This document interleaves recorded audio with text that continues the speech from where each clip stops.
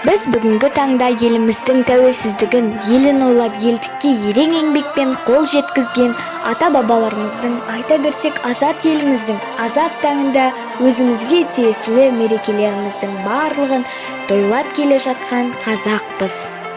Осы күнге жету үшін не өтпеді басымыздан, не өшпеді жылдарда қалған жадымыздан. Көк бөріден жаралып, жер анадан нәр алып, таза тұнық қанымыз пайда болды. Андық құрып, жақсылармен бауыр боп, жамандарды аластаттық.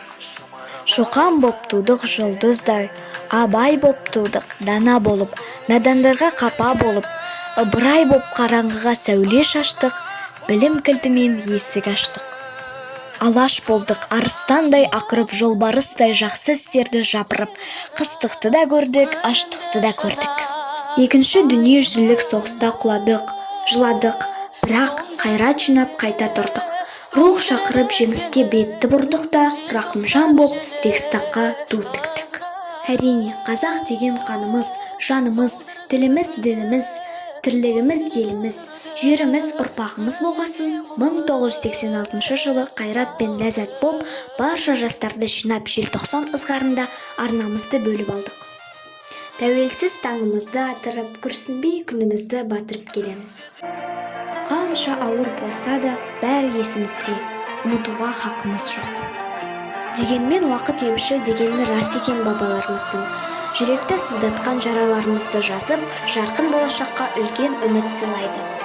Себебі, еңселі елімнің бағына бұйырған елбасымыз бар. Дұшпанымыздан досымыз көп. Егеменбіз, еркінбіз.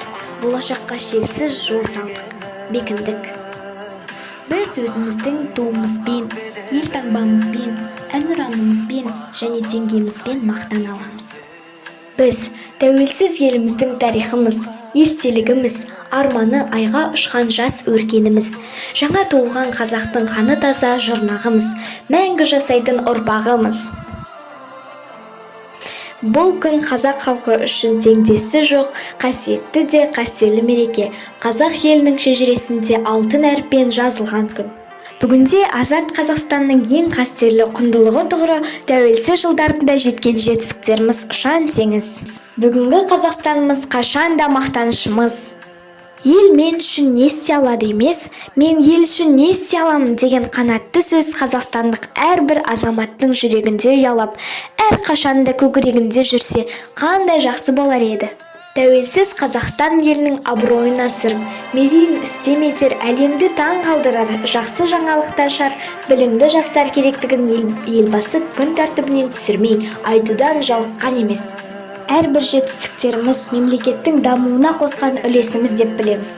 Болашақ жастардың қолында тәуелсіздігіміздің мәртебесін бірге көтерейік. Нөмірі 62 мектеп лицейінің 6 Г сыныбы.